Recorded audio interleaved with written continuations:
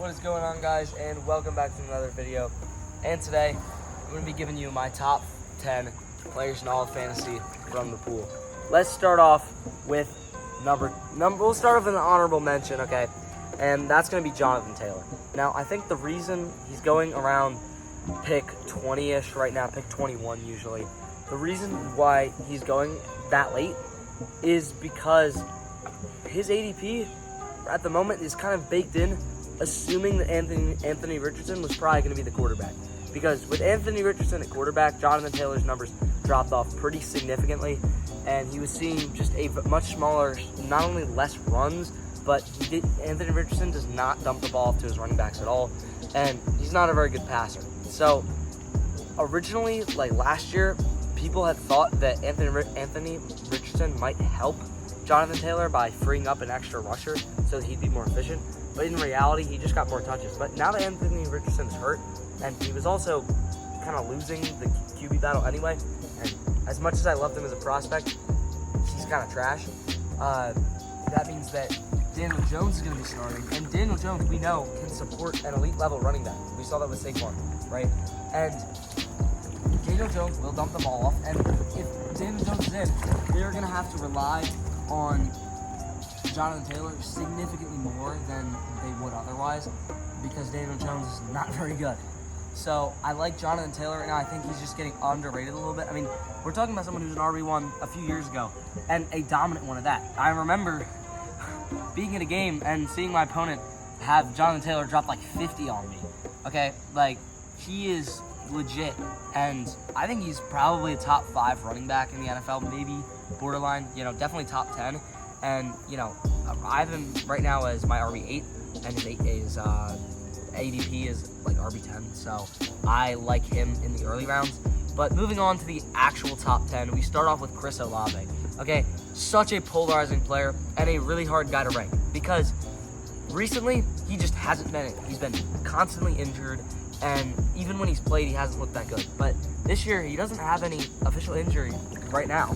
And if we look back a few years ago, he was really good. I mean, I remember when him and Drake London had a big debate over who was the better receiver. That was a huge debate in the fantasy community and in the actual football community. And sure, the Saints QB situation is not good, but Tyler Shook, while I don't think he should have been drafted in the second round, he is NFL ready, and he will pass the ball, which means that Chris Olave will get solid volume.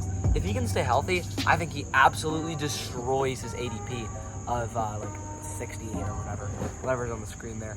Like, he's gonna crush it. Okay.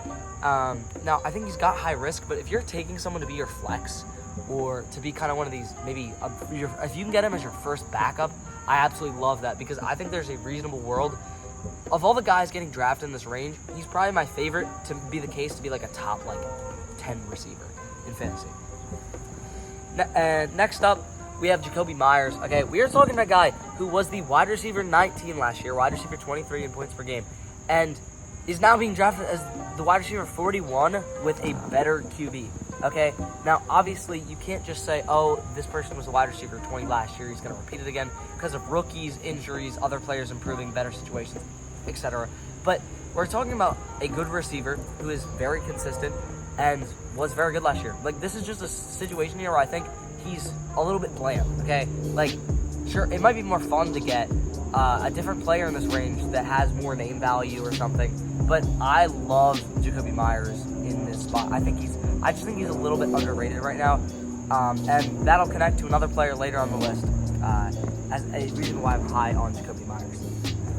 And, I mean, we're just talking about someone who was very good last year, and I think you're drafting him really near his floor. So, sure, is he going to be a top 10 wide receiver? Probably not, but I think that if you're taking a guy to be your flex or your last receiver, you can be really happy with Jakobi Meyers knowing you have a starter. Okay, like as opposition to someone like Chris Olave. Moving on to number 8, we have DeAndre Swift. Okay, a player that personally not my favorite guy. He was on the Eagles for a while, and then he went to the Bears, but he has zero competition for his job. I mean, Roschon Johnson is not that guy. And another player where I think you're drafting someone who will probably be top 15 or 10 in touches at RB22, I like the value, okay? He's the type of running back where I'm pretty happy with him as my second running back or a flex or, obviously a backup if you did somehow get him there. But he was the RB19 last year. You're drafting him at the RB22, which is around where you'd expect, factoring rookies and stuff like that. But I think it's very reasonable that he might improve. Caleb Williams is going to get this Bears team into the red zone way more, okay? Like, he will be better this year. This Bears offense is going to be better for sure with Ben Johnson. And I think that DeAndre Swift, he is going to play the Jahmyr Gibbs role. I mean, he pretty much was Jahmyr Gibbs before Jahmyr Gibbs in Detroit. And Ben Johnson knows how to get the best out of these type of running backs. They don't have a David Montgomery or a Jamal Williams. So I think that, sure, Roschon will probably get a few touches, but I think that DeAndre Swift is going to get a lot of work. And I would not be surprised for him to go for 1,100 yards and 6, 7 touchdowns. So I like him at this value. I don't think he's like some kind of crazy value. I just think he's going a little bit too low for my liking. I like taking him earlier. Next up, number 7 on the list, we have Chuba Hubbard, okay? A guy I like even more than DeAndre Swift, the RB13 last year and the RB14 in points per game. So he was not just someone who, played more than other people. He was legit, okay?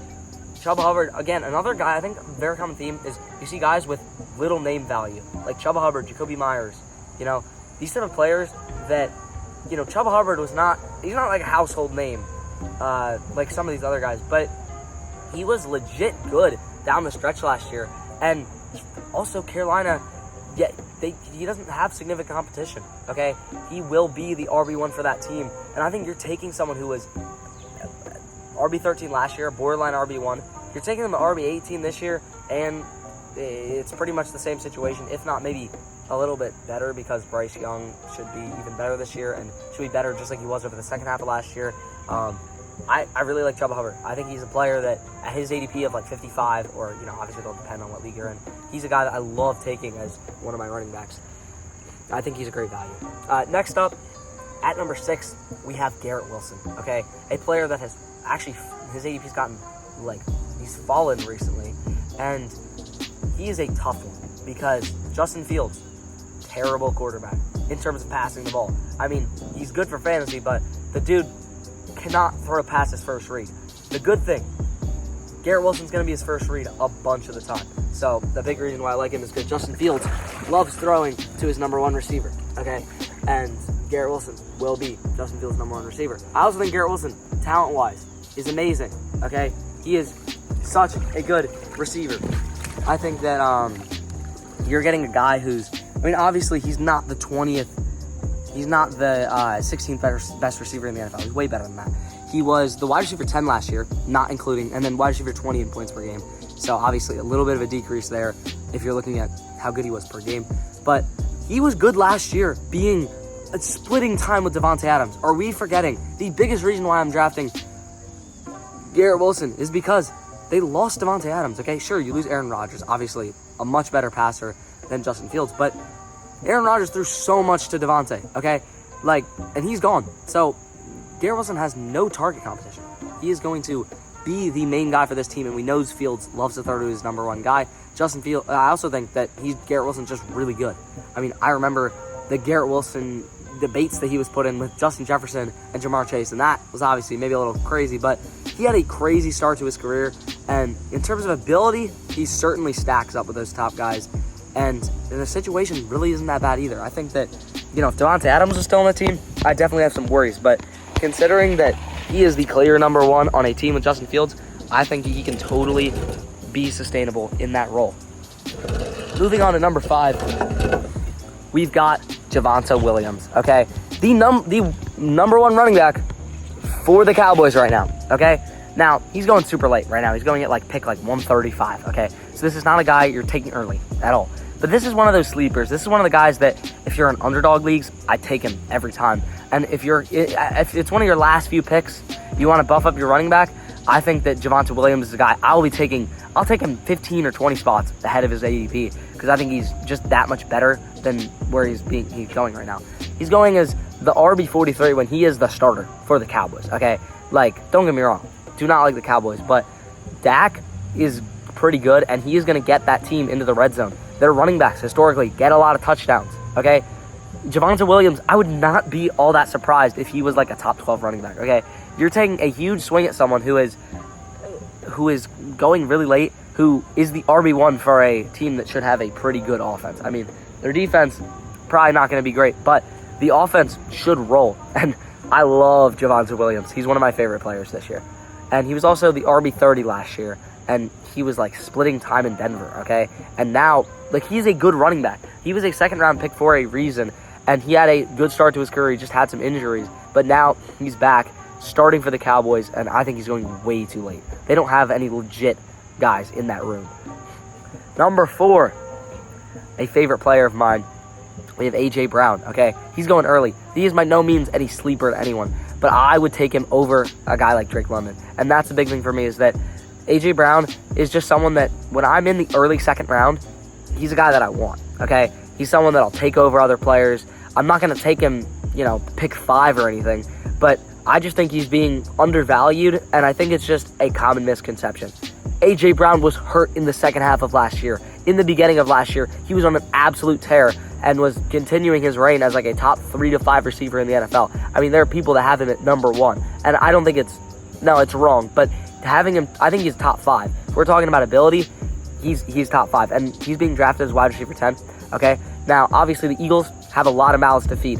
Obviously, Saquon Barkley is going to get a lot of carries, and then Devonta Smith is going to take a significant target share, and Jalen Hurts is not some guy that's going to put up crazy passing numbers, but A.J. Brown is elite by all means of the word. He was hurt last year. I mean, he was playing through injuries that most guys would not even play through, and he was still as productive as Devonta Smith. So I think this year he comes back and shows why he is an elite receiver. I wouldn't take him way above his ADP, but I take him above Drake London, and I love targeting him in that early second round. He's a guy that I definitely like taking up there, because I think a lot of the guys in the top 10 or so are pretty much where I would take them relative to their ADP. I don't really see any crazy steals. I think they're all pretty much where you'd expect, but I love A.J. Brown.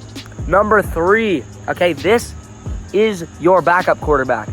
If you're doing underdog, I'm taking him in so many underdog drafts. I think it's crazy where he's going. But this is the guy that you want to get that backup in the second to last round for your quarterback. Take Geno Smith, okay? QB 13 in 2024 gets an arguably better situation, okay? Brock Bowers, Jacoby Myers, good O-line with Colton Miller. I mean, maybe not a better situation, like the same situation, okay? Geno Smith is a good quarterback. I don't want that to be understated. He also runs the ball a decent amount, which I think is something that people don't realize. Like, he gets rushing yards. He attacks on the ground.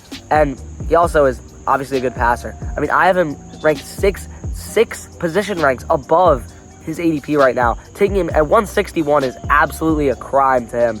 I mean, I think Geno Smith is someone that you could totally, let's say you take like a Justin Fields or a Jordan Love or something, you take one of these later round QBs, maybe you're in like a 12 or a 14-man league where, bench and late flex spots are more important. I would totally take Geno Smith as a guy you could theoretically swap in and out week to week. I think he's just a very safe pick, and I think he's being way undervalued, okay? Like, some of the guys that are going above him, I think, are ridiculous, right? Now, moving on to the top 2, okay? Number 2, a player that I think is getting underrated talent-wise, underrated situation-wise, and just overall needs to be going higher. We have Matthew Golden, okay? The wide receiver 1 for Green Bay. Green Bay has been fighting for so long to try to get a legit guy, okay?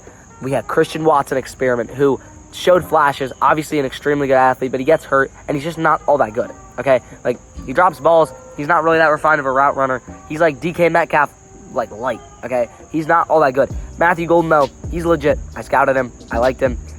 He's a very smooth route runner. He has great body control. He's fast. He has good hands. He just has kind of everything that you want, okay? And I think he's the first guy. Jaden Reed also, by the way, someone else who's going, being drafted and was okay last year. He is a utility guy. He plays, he's slot. He gets a few handoffs. He gets some design plays. He is not like a crazy good player, right? I think they low-key reached on him a little bit. Yeah, he showed some flashes early last year. Matthew Golden is in a different league, okay? I think especially second half of this year, would not be surprised to see Matthew Golden being like the wide receiver like 10 or 8 over the last few weeks of the season in those fantasy playoffs where the points really matter. We're taking him at wide receiver 38, pick 69. What are we doing? Okay, take this man earlier. He is the wide receiver 1 for this team, and Jordan Love loves throwing the ball. Okay, I think he's just going too low because people don't realize he is that guy on this team. He's not going to be another wide receiver 2-3 that's mixed into this crowded receiver room. He's going to stand out, and he will, I think, he has a good chance to shatter his ADP. Number 1, the best pick in all of fantasy. A guy that I went back and forth on, but the talent is just too good. What are we doing with Travis Hunter, guys? Going at pick 56, okay? Don't get me wrong, there's risk there, but the Jags are going to use this guy on offense, okay? They need to get Trevor Lawrence as much help as they can, okay? Brian Thomas Jr. had an amazing first season, and Travis Hunter is going to be ridiculous, okay? One of the greatest players, one of the best players I've ever evaluated, talent-wise, and he's going to be a number 2-ish receiver for this team. Trevor Lawrence can throw a big volume, okay? I think we're going to see him cook up this year. I like him in fantasy, and I think people think, oh no, he's a rookie, he might play cornerback, and Brian Thomas Jr. is the wide receiver 1 on this team, but these factors are just not enough to offset Travis Hunter's talent and just how good he's going to be, okay? Travis Hunter, don't overthink it. He is insane. He is, as a player, if he went to a different situation, he might even be higher, right? If he said he was only going to play a receiver and he went, right, he would probably be going at pick 30 or something.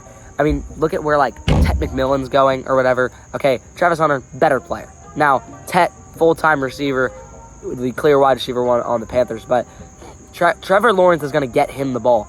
I mean, Travis Hunter, you think worst case. I think there's a very reasonable situation that him and Brian Thomas Jr. are both absolutely ridiculous this year. If for whatever reason Brian Thomas Jr. gets hurt, Travis Hunter is going to be a top 5 receiver. He's going to be crazy. But he also is going to have a pretty safe floor just with his talent. I mean, this dude's going to be nuts. Now, of course, there's a little risk that he might play cornerback, might not play full-time receiver, but the talent is undeniable, and in fantasy, you're not shooting for 3rd place. You want to win. Travis Hunter is the guy that is going to make you win. In conclusion, draft Travis Hunter and Matthew Golden. I'm out.